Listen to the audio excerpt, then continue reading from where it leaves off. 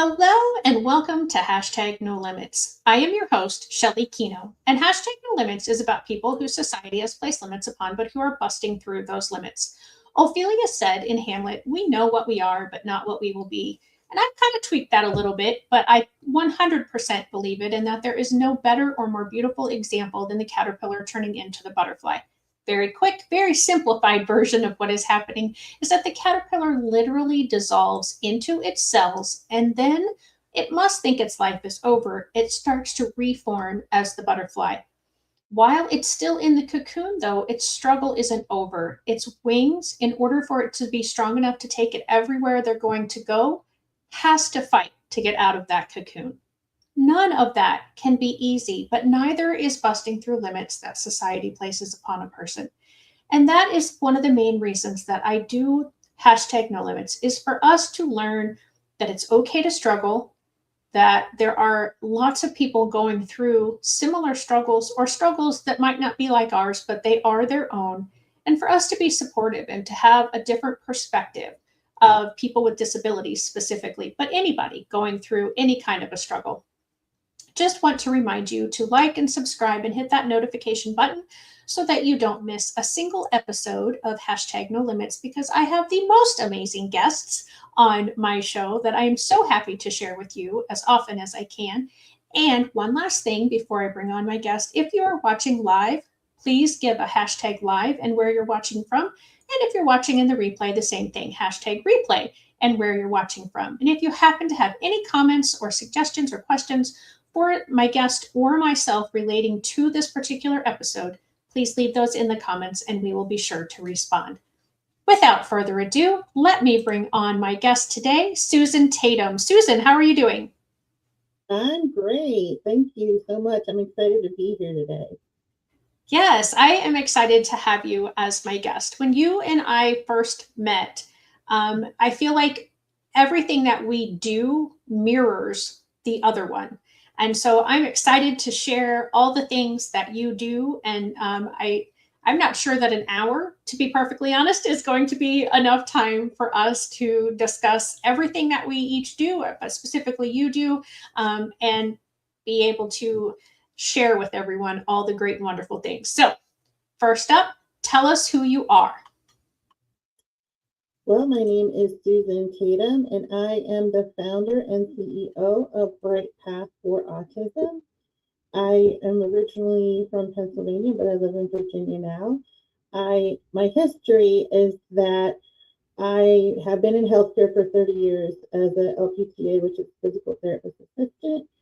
But why I'm here today is because I raised a beautiful daughter with autism by myself as a single mom, and she's going to be 28 this year. So what I wanted to do and have a heart and passion for is I wanted to help the autism community.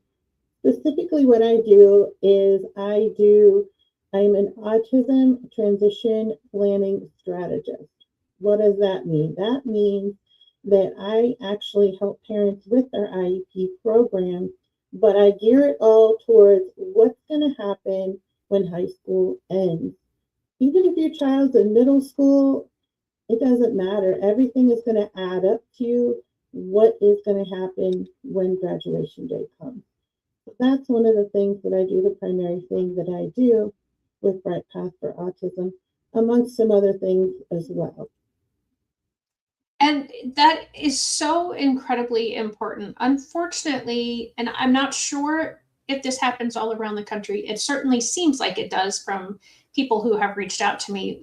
But once our students are graduating, whether that's as a senior or if they've been able to stay in for the extended learning that until they're whatever age, each state's a little bit different, they let them stay. Then what? Then what happens? I hear so many people talk about there's nothing for them. There aren't programs in my area. And the more rural you are, the louder that sentiment is. Is that the same there in Virginia with you? Oh, absolutely, 100%. I call it falling off the cliff. Once you graduate and there's nothing there, the supports of the routine aren't there, they're just kind of in this abyss where if you don't plan ahead, there's nothing for them to do. What are they going to do? They're going to sit around and play video games all the time. That's not a life. That's an existence.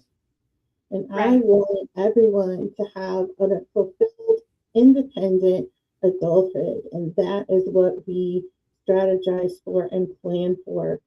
You have to start early. I know my daughter personally sat on a waiting list for services for 10 years. And if I hadn't Oh, planned ahead and started early, she'd still be sitting on it instead of being in her home that she has and being able to live independently with support. And it's so important to start early. I can't stress that enough. so when you say start early, what is there a too early? What age do you recommend? I don't feel like there's too early. Even in elementary school, I know we're focused on getting through the day, learning basic skills, but it doesn't hurt to look down the road and say, okay, how does this piece connect to the next piece, to the next piece, to the next piece, and get us through that? And I think a lot of that perspective for me comes from my background in physical therapy because that's my job. You get your knee replaced. My job is to look at where do I want you to be in 6 months and then start you in that direction, head you on that path to get where you want to be. Same principle here, only the time frame is a little bit longer than 6 months, but Right. where are you now? And the skills we want you to have down the road, they can be broken down into the smallest of building blocks, the smallest of pieces. So even as a younger child, you can start building that foundation of those younger pieces and the building blocks so that it all adds up to a successful, independent, fulfilling life. Yeah. Okay. And so then the next question is there's not really a too early. So what are we starting early and doing? What kinds of things besides the academic? Because you kind of touched on that a little bit. Like, we are thinking like what this skill is. Are there specific skills that you really focus on, or is it a kind of a whole umbrella of a term where there's lots and lots of things underneath it? What are we doing once we get started? Absolutely. As we know, every autistic individual is different.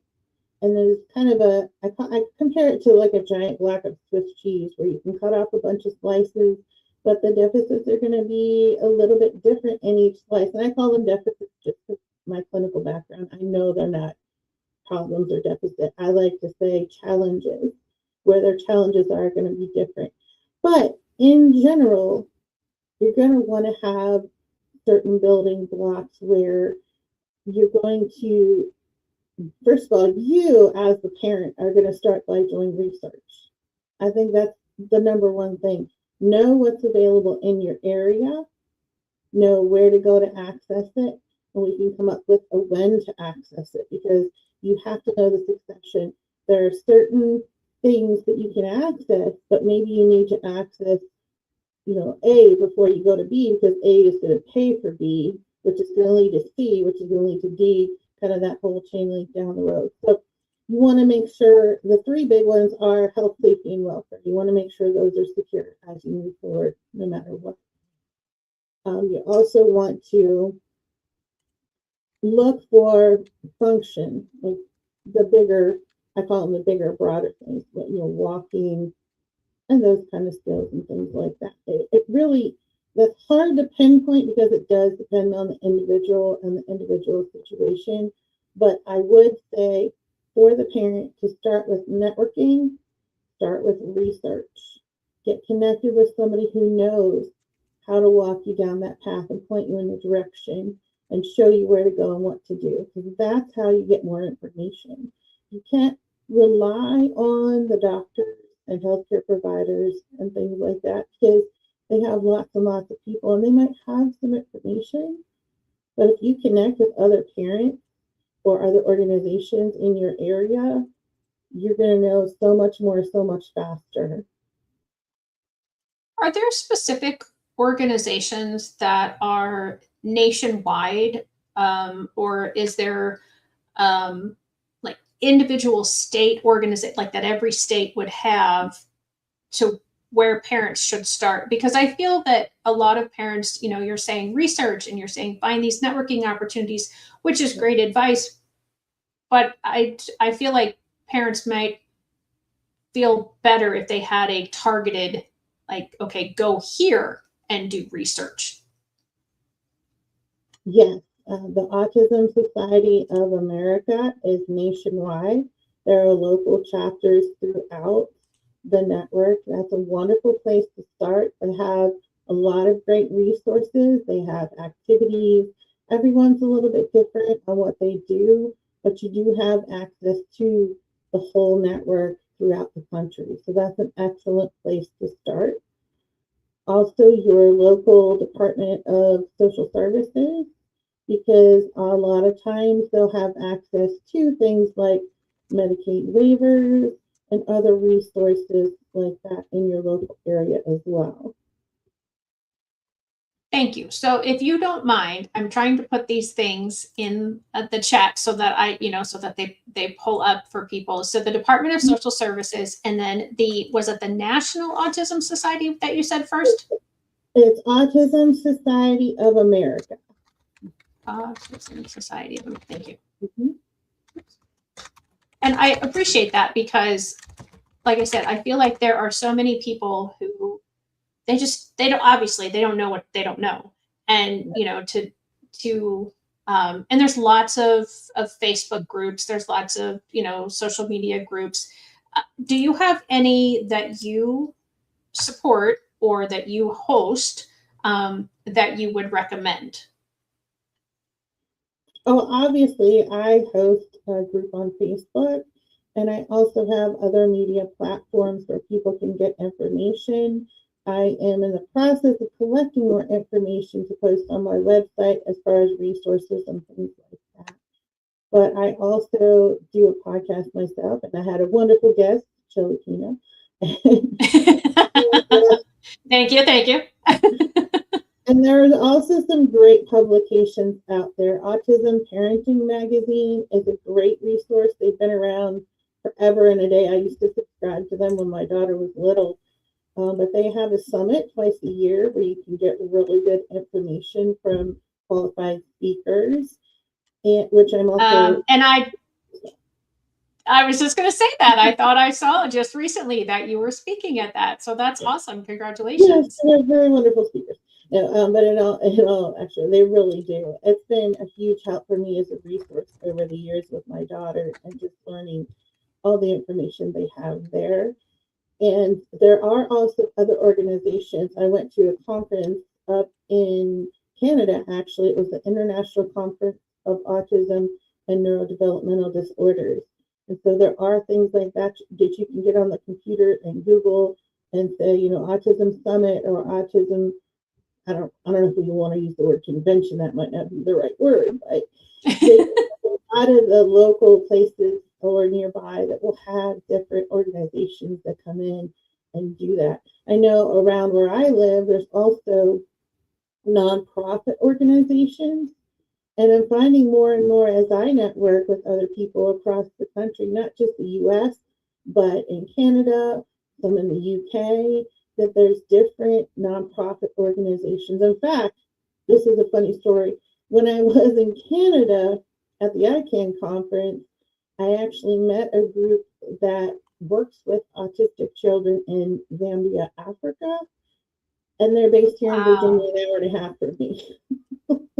And I had no idea. So I met them in Canada, and they're an hour and a half from me. So that's so crazy. Our world is so small sometimes.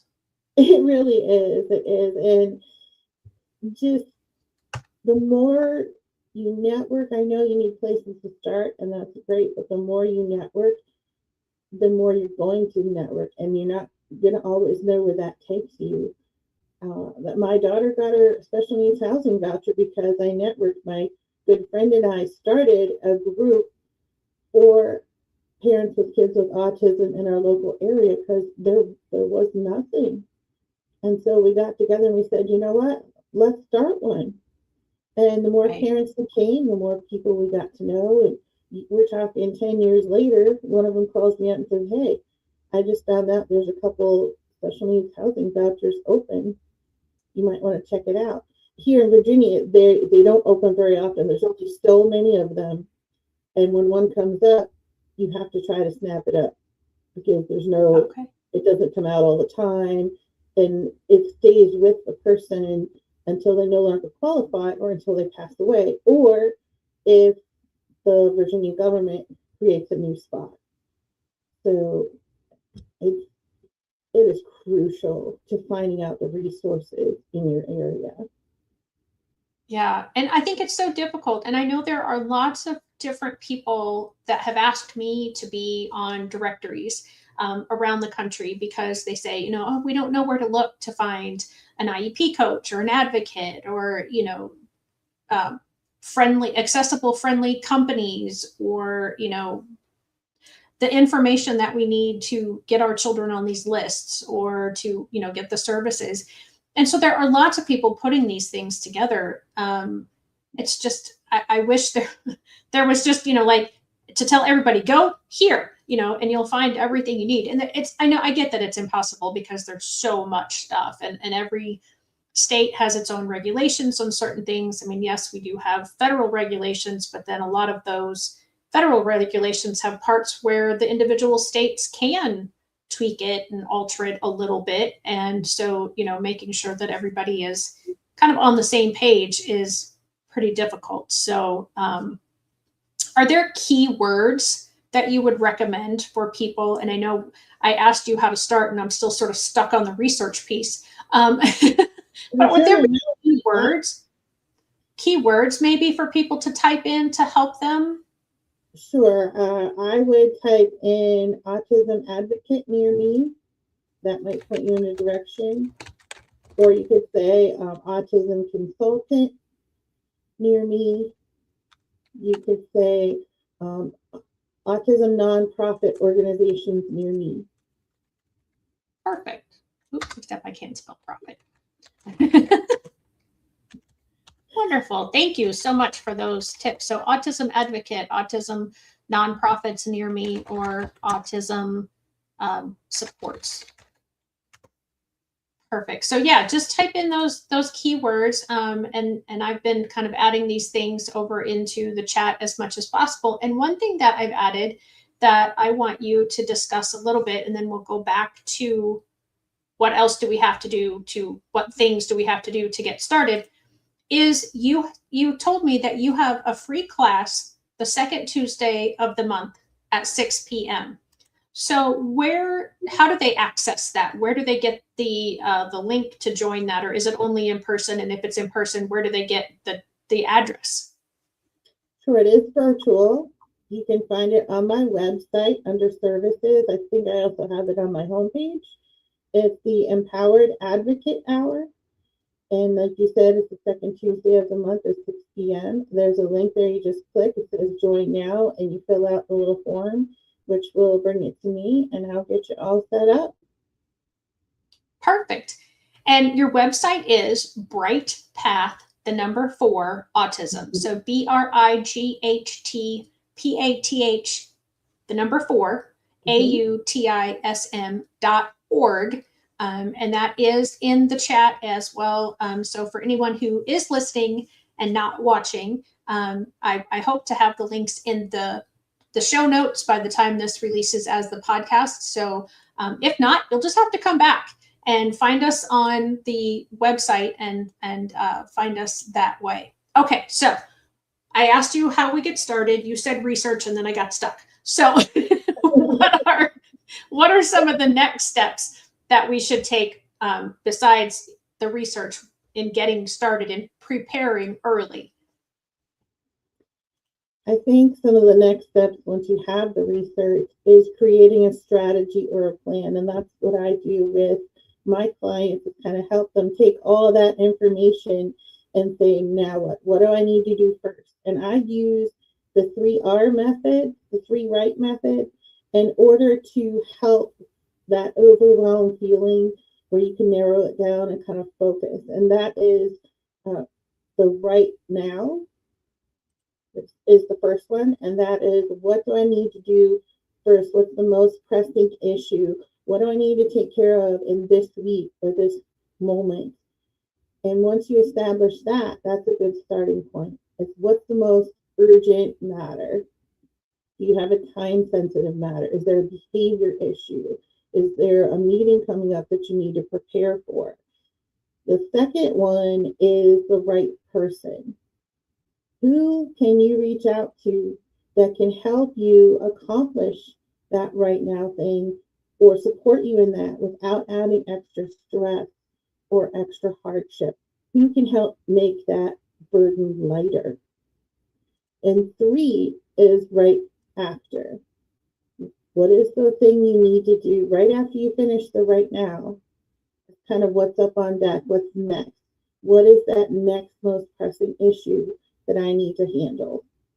And if you follow that 3R method, then it takes the chaos and the overwhelm and really condenses it in a way that is tolerable, it's doable, it's less stressful, and you're a lot more organized.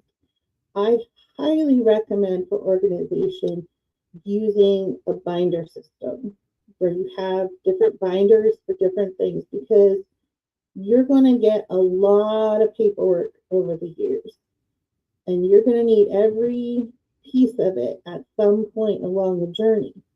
So having it organized in a binder where it can be easily accessed and you can carry it, it can be mobile, is a huge tool that you can use to keep everything together, save time, a lot less stress. And you want to make sure that you are documenting everything. So keep a journal, keep a notebook, and keep that handy as well, because if somebody asks you, well, what happened in that evaluation 2 years ago? Are you going to remember off the top of your head? Probably Right. not. But if you have the Yes. documentation, well, I spoke to this person on this day at this time, and this is what they said, then you can show that trail from A to B to C to D to wherever you are right now. And that is so crucial, especially when you have to step up and be the advocate. It's almost like, I don't know if you watch the lawyer TV shows where they talk about burden of proof, but that Right. falls on you as the parent. You have to prove to these organizations, no matter what they are, that A, your child needs them, and B, they qualify, because these people don't know your child. So you have to paint that picture for them. The more accurately you can do that and back it up with documentation, that's going to really validate your inquiry and really go a long way. And I want to reiterate that, and I think that is such a solid point, and it applies really at any age, whether you're going into an IEP meeting during the school years, or whether you're going into an organization and saying, I think my child would benefit from and be eligible for supports from this organization. Is so often we take it personally, which I don't know how you wouldn't take it personally when somebody denies us or doesn't believe us when we say, well, this is how my child is, or this is what my child needs. And so I just want to talk about that with you for just a minute. If you have any suggestions, because I've learned over the years how, not to take things so personally, but my child hasn't gone through the walk that your child or anybody's else's child with autism has gone through. And I'm not diminishing the feelings at all. I just want to try to help balance the feelings with the other person doing their job, kind of, I guess. Absolutely. When we first start out, we tend to believe in the system, and we believe that this person or this school system or whatever is always going to work in the best interest of my child, because that's what they're supposed to do. Unfortunately, that's not the reality that we live in. And what I've come across time and time again are organizations like social services or things like that will just start off with denial, denial, denial, denial. And so if you don't know those systems inside and out and you're not prepared, then your child is going to get denied services that will help them that they really need. So again, combining that research we talked about earlier and having the documentation to back it up, you can say, well, actually, they do qualify because X, Y, and Z. And it goes a long way. And even if you have to appeal, you can't take that personally. It's not an affront against you. For example, I'll give you a healthcare example that'll kind of illustrate what I'm talking about. Insurance companies hire people and companies to find ways to deny claims and save them money. And that's Right. these people's job is to deny claims and save the insurance company money. So how does that work out for you as the patient, in this case, the client, if they are looking out for themselves and not looking out for your child? And unfortunately, that's a reality in the world that we live in. But if you are an educated and empowered advocate, then you will know how to navigate those situations, or you will have people in your support network that will help support you through those situations. So you'll know, okay, I need to appeal this within 30 days. Here's where I go to do that. This is what they're looking for. I need to make sure to emphasize these points because that's what's going to change the outcome. And I'm not telling you to lie, never lie, always tell the truth. But you have to paint the picture because these people don't know your child. And you have, Right. we love to share our child's accomplishments, and we should celebrate those 100%. But when it comes to applying for services and painting the pictures, you have to keep in mind, what is my child's function? What does it look like on their worst day? Or if they didn't have the medication that they're taking to stabilize them, what does that look like? It goes Yeah. back And to that, the whole, you're only as strong as your weakest link. Think about the worst day, because that's when they're going to need the services the most. And you have to paint that picture.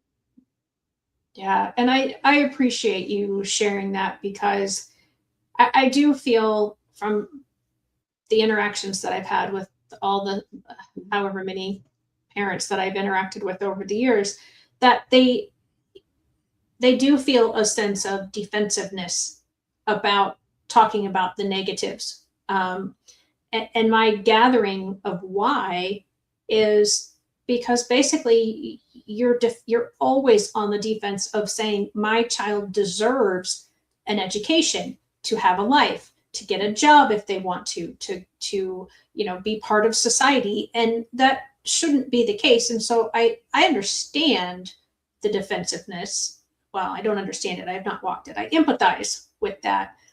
And so I think it is sort of an accidental innate. I'm only going to talk about the good things. Mm-hmm.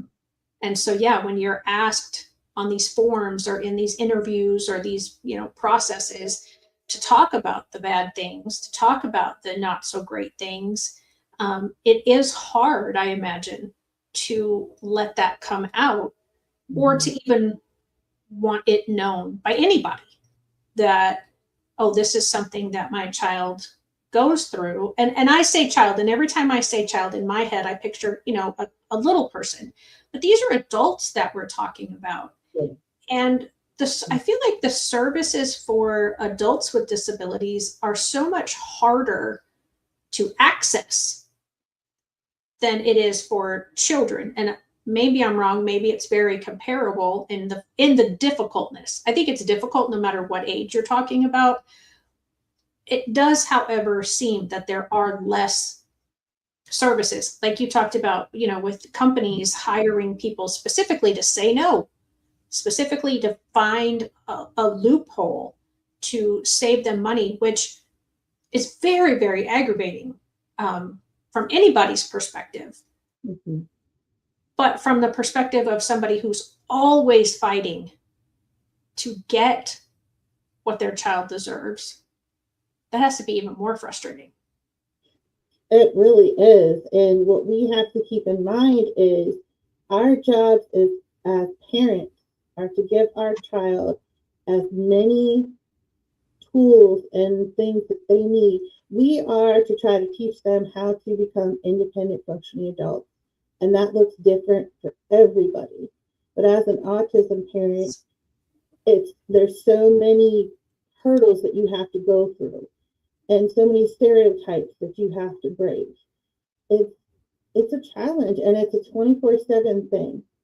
You don't realize how much your life becomes one giant compensatory strategy for your child. You have certain things in place that are certain sensory things in place, certain types of clothing your kid likes to wear, certain environments they like to have, the noise canceling headphones, I always had a bag in the car. I always had a snack because my daughter would get very grouchy when she was hungry. You have the change of clothes. I mean, even up when they got older, you still had your bag in the car ready to go. And other parents will have that for kids too. But it's going to look different and it's going to fade out as their child grows and becomes older. But the difference is ours a lot of times has to keep going. You are your child's best advocate. And that's a hard job, but it's an important job. No one knows your child like you. No one else can fight for your child the way that you can. Sometimes that looks like, hey, my child is making progress. Look at the progress from A to B to C. They're benefiting from this service or this therapy because it is helping them, and here's how it's helping them. And other times it's my child needs the help because this is the problem that we're seeing and they're not able to do this consistently, or we're having outbursts, they're having meltdowns, they're having whatever the situation is. And just you have to unattach from the outcome is the phrase I use. You have to put it out there and unattach from the outcome, whether they accept it, whether they don't, whether they deny it, whether you have to appeal. Just don't carry that with you. What's going to happen is going to happen. Your job is to put it out there in the best way possible in front of the right people, hopefully with the right wording and the right ways. And that's all you can do. That's the best you can do. And if you have done everything you can do, then you're good. You're good. It's not personal. You have to know within yourself. I've done Yeah, absolutely everything I can do. When your child grows up, my daughter's going to be 28, and she still has challenges, but I can look back at her growing up and say, I did the very best I could. I did absolutely everything that I knew to do, that I could possibly do to give her every opportunity and every skill I could possibly get her or teach her so that she can be independent and live her life. And at the end of the day, once they're all grown, that's all you can do. Like you said right. And I earlier, you don't know what you don't know, and you do the best you can, and you have to right. keep forward. And I think something that parents and most, I should say, well, yeah, most, if not, you know, almost all of my interactions with parents have not just been with parents, but with the moms. And so I'm not taking anything away from the dads, just that my experiences have been more with moms. We hold that very much as guilt. Mhm. And I know that dads do too. It just seems like moms are the ones that are mostly the ones doing the battling, doing the paperwork, calling the companies and whomever. And I want you, no matter if you're the mom or the dad, to let yourself off the hook about your past. I believe it was Maya Angelou who says, I did what I knew how to do, and when I learned differently, I did differently, or something like that. That's probably not an exact quote. However, as you just said, Susan, you can only do with what you know Mhm. how to do at that moment. And I'm sure that I think almost all parents have some guilt that, oh, I should have done this or I could have done that.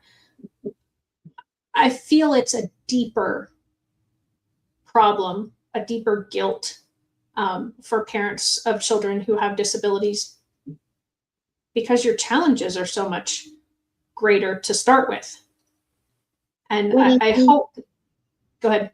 well, I was just going to say that I think that the outcome is so much bigger. You have so much more to lose, I guess, if you feel like Yeah, you made the wrong choice or missed something. And believe me, I've done it. We can all look back and say, should have done this better. I wish I'd have done that. Or I wish I'd have known that. If I'd have known that, I would have done X, Y, and Z.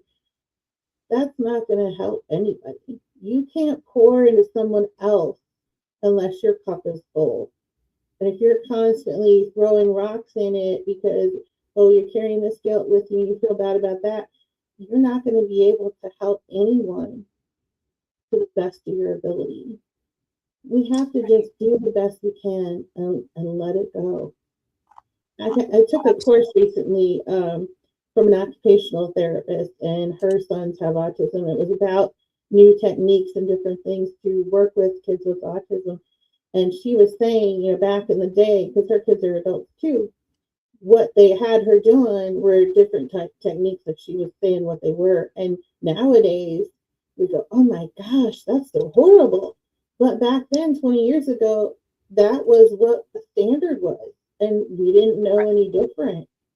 And so sure. now we could look at it and go, oh my gosh, I can't believe I did that. That was horrible. Where back then, in the moment, you thought you were doing the best thing, the most up to date thing, the cutting edge thing. So, give yourself grace, give yourself a break, do the best you can do, and leave the rest unattached from the outcome. Yes, unattached from the outcome. I like that.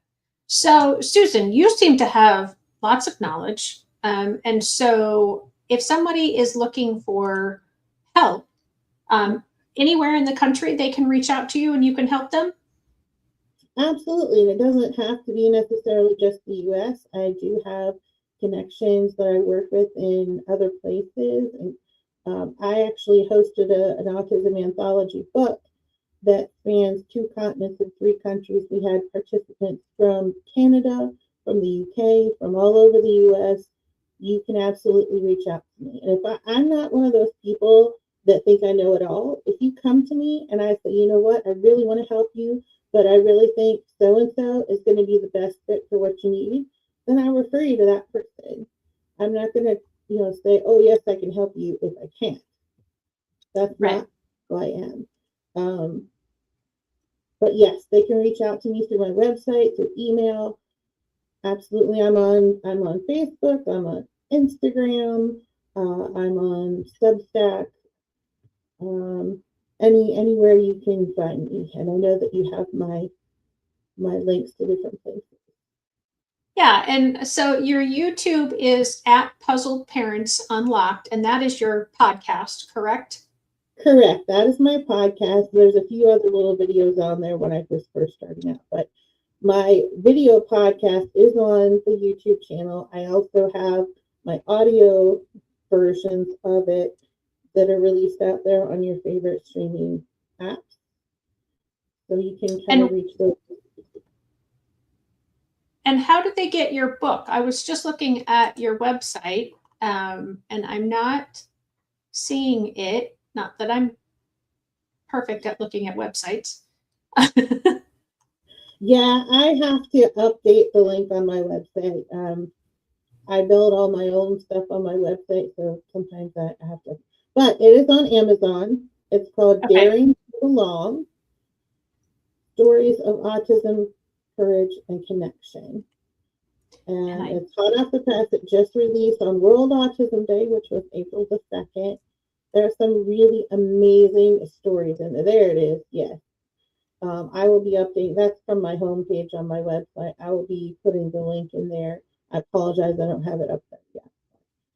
No, Um, that's okay. As long as we know the name and we know the author, and it's with 10 other authors, you said. So you did the anthology. And I think that's so cool that you and I share as many stories as we possibly can, either in our podcasts or in the books that we put out there. And so I appreciate that. And I appreciate all the families that share. And just on a sort of a side note, if there is anybody that is wanting to share your story, like Susan is doing today, please reach out to me and let me know, because I know there are millions of stories of families and individuals and people who are bringing support services to individuals to help bust through those limits. And I love doing these. As I said at the beginning, I have the most amazing guests, and I'm always thrilled. Oftentimes, I will say at the beginning, "I'm so thrilled to," or "I'm so excited to," and I really do mean that, because all these stories are just absolutely amazing, and I feel that they should be heard. And so, Susan, thank you for having that book out, and I'm going to pop it back up again. Daring to Belong. I think that is on my podcast, there's a two-part episode where it's an authors panel from the 10 authors and myself in the book, where we actually sat down and recorded a panel discussion, and you can learn more about them as well. That's the current episode on my YouTube channel is part one. Part two is going to be coming out on the 2nd of May. So check that out. There's incredible women, just amazing. I can't believe, just, I'm so proud of it. I'm humbled by it. It's just amazing. Yeah, absolutely. So Puzzled Parents Unlocked is the podcast. Daring to Belong is the book. They can reach you through Bright Path for Autism. Your actual email is susan@brightpathforautism.org, and that's Susan, SUSAN. Are there other ways? I mean, we talked about your all the different social medias that you are on. You're on YouTube, Facebook, Instagram, LinkedIn, Pinterest, Substack. What is Substack? Substack is more for authors. It has to do more with reading, people who like to read and share their stories there. I hadn't heard of it before until I got into the group that I'm in now and became an author myself. So it's just more, if you love reading, if you want to find cool authors and many different things on there, you can jump on there and check it out. And is that where they would find your magazine? Would be on Substack? Or where would we find your magazine? How would people get your magazine? Sure, yes. My magazine's launching on June 1st, and you'll be able to find that on Amazon. It's called Built for This with the number 4. So built, the number 4, this, where different thinking works. And the first edition focuses on unmasking. And all the authors that participated in my book also got an article. So there's lots of good information in there as well. And the cover I'm very excited about. Her name is Julie. And she actually self-diagnosed herself with autism as an adult. And so she really talks about unmasking and how hard it was and how freeing it's been since she's been able to do that. So I don't want to give away too much because her story is pretty amazing. But you'll be able to find it on Amazon, Built for This. Okay, so I've got that into the show notes, although I think I spelled available wrong. But it is what it is. The typing was little, and I couldn't tell for sure. So well, I'm a horrible speller. I can't believe I'm an author myself, but that's all I can say. Right, exactly. And I'd already fixed it once because anyway.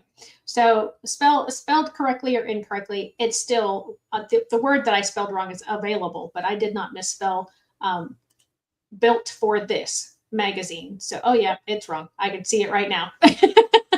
Now that it's bigger, I can definitely tell that I spelled it wrong, but available June 1st. So that's awesome. So, Susan, we talked a little bit about transition and how to, we talked a lot about the research part of it and the getting start of it. What kinds of things do you think, in your experience, have been the most needed parts for helping our younger children become the adult butterflies and to be independent? I think having age appropriate. I used to call them chores. My daughter hated the word chores, so I called them tasks around the home, things that they can be responsible for. Have some kind of chart and a positive reward system. That always works well. One thing as they get older, as soon as they're old enough, I am a huge proponent of volunteer work. Get them volunteering in the community, even if it's just one day a week for a couple of hours, whatever it looks like in your area, because that is going to help them get comfortable outside of the home. It's going to help teach them functional life skills like, oh, I have a schedule. I need to show up on time. Oh, I can't make it this week. I need to make sure so and so knows. Or there's a person there that I have some conflict with. How can I resolve that conflict resolution skills? So many crucial life skills can be learned over time with volunteer experiences. And it does give them a sense of accomplishment, a sense of purpose. And not only that, but it gives back to the community. So they're already contributing to society and community in positive ways. So absolutely volunteer work. Yeah, those are two great suggestions. And I just want to point out that I saw this recently in a parent group. Actually, it wasn't even in a parent group. It was just a friend of mine's Facebook page. And she's an author and she writes beautifully. And she has a son who has autism. And she's been on the podcast twice. And she was saying that her son's about finished with his schooling. And then what? Then what's going to happen? We're in a rural area. And another parent posted that she had been through the similar walk earlier, several years ago with her own child. And she kept knocking on doors. And I think that is an amazing trait and one that probably a lot of parents have to build that thick skin of when you go to one business and that business says, well, we can't do anything. We don't have anything. Don't assume that all the businesses or all the organizations are going to say no.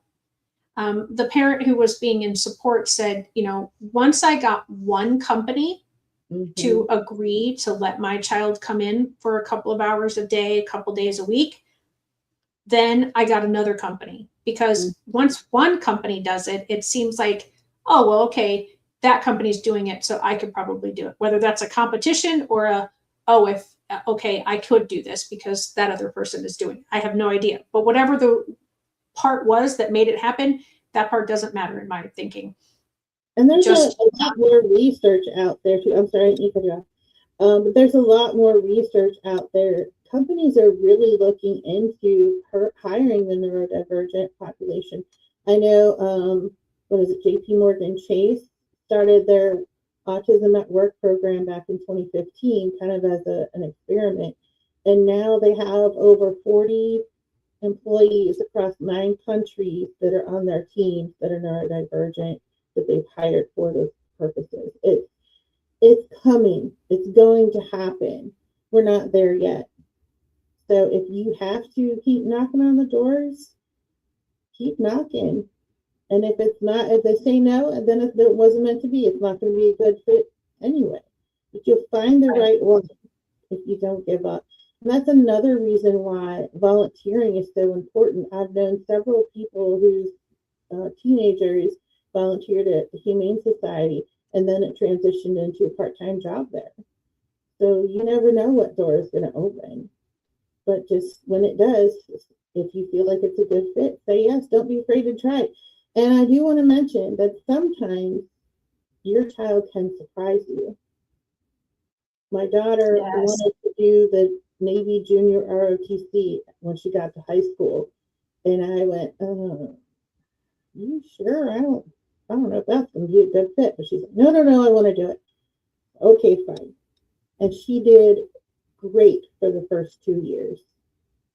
She did, and I feel like it was so good for her because she felt like she had a group to belong with, even though, she was quirky and a little bit different. She was still in the group. She got to go travel little places and go to outings and do things. And it really gave her that sense of belonging, that sense of purpose, that accomplishment. And I never in a million years would have thought to encourage her to do that because I didn't think it was going to be a good fit. I didn't think she had the interest in it, and she blew me away. She surprised me 100%. That's great advice. And it's so true. And sometimes, even though you can't get your child to do certain things, whether that's a under 18 child or an over 18 child, other people, they'll either do it for them, or that other person has just something about them that will help motivate. And I know I used to have so many of my students' parents say, I can't get my child to do that, or I've never seen my child do that, or I never thought my child would do that.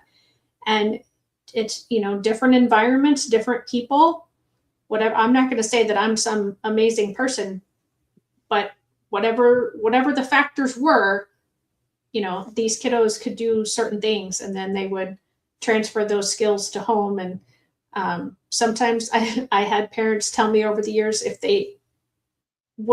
their child wasn't listening to them, they'd say, well, you would do it for Mrs. Kino, and then the child would do it. So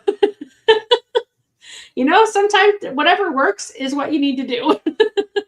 I think that's a little bit true for every child. They're always going to do better for someone other than the parent. I was just talking to a good friend of mine about that today, who has an autistic child as well. Well, our kids grew up together, so they're kind of like siblings who aren't siblings, but Right. Yeah. She was like, he'll do it better for you. I'm like, okay, I'll talk. Yeah. Yeah, it is. It's just, mom and dad are just mom and dad, and they don't always know stuff, but yeah, if they hear it from someone else's voice, it just sinks in for whatever reason. So yeah, once they go into adulthood, it's a whole new ball game too. They really don't want to hear it from mom. Teenagers, they don't want to hear it, but once they get to a certain age, they really don't want to hear it from mom and dad.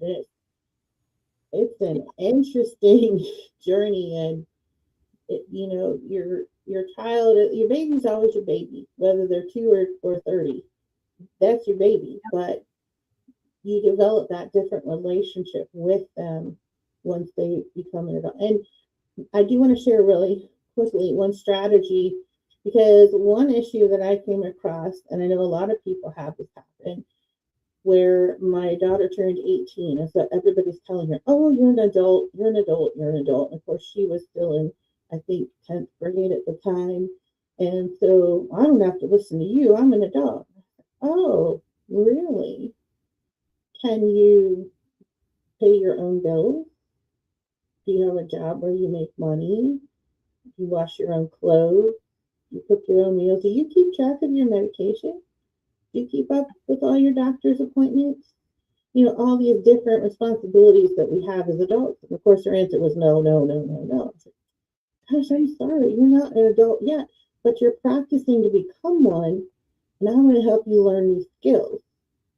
Which one of these do you want to start working on first?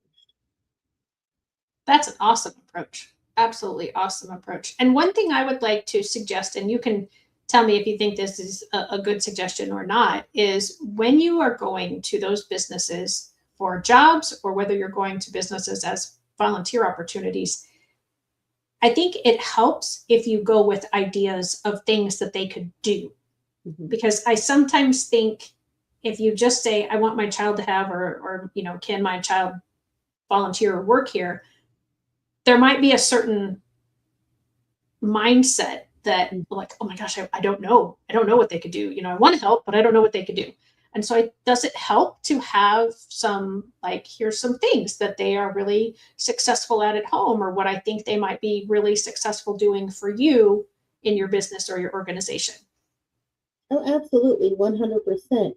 And sometimes you can even find places that will do evaluations to see what your child is good at. I know here in Virginia, we have a place that used to be called Woodrow Wilson after the president, but I think they call it Wilson Workforce now. And your child can actually go there and stay a couple of days, and they'll evaluate them in different job skills. And so you can then take that report, again, the documentation, we talked about that with the binder system. You can take that report into the employer And then the conversation goes away from please, please, please, please to my child's going to benefit your business and here's how, and you have the documentation. And Yeah, so that's now awesome. you're talking business to business level, not, coming with your hands open, going, please, please help my child. You're saying, hey, I can help you. That's awesome. And everybody wants to be helped, even if they don't like to often accept help. Everybody still likes to, oh, you're helping me and I'm going to help you. And so yeah, this is mutual and let's do this. That's great. Last final tip, suggestion, word of advice before we head off. Don't feel like you have to know it all. That old saying, it takes a village. It really does. Reach out. There are people like me. There are people like Shelly. What I've learned is I don't have to reinvent the wheel. There are people out there doing things like little pieces here and there.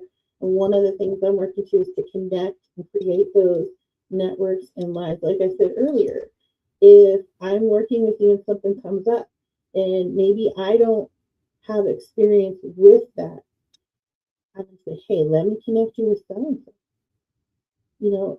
Reach out. Don't feel like you have to know everything. And it's okay. If your child is older, let's say your child's even 20. My first client was a 22-year-old young woman, and I was able to help her, and now she works and she's becoming more independent, and she will probably be able to get her own place now. If you didn't start early, don't panic. It's okay. We got you.